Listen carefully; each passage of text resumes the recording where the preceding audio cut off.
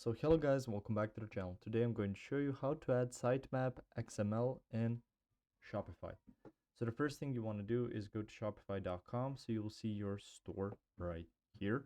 Now from here, you can see home, orders, products, customers, marketing, discounts, and stuff like that. You can see your online store here. You can add apps, and you can go to settings on the left side. Click on settings.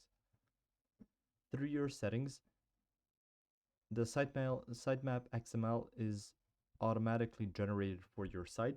So through here, you can just go to the domains on the left side, and you will need to input your root domain and then put in /sitemap.xml. So we'll just go through that.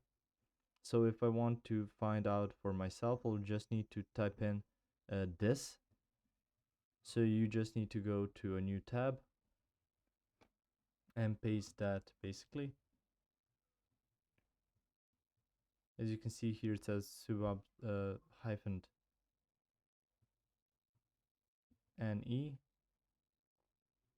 and then just click on .my shopify.com and make sure to add slash.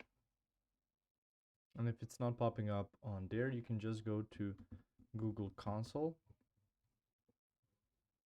and through there just see about going to find search traffic and performance, just typing in that domain that you already have. So that's about how you can do that.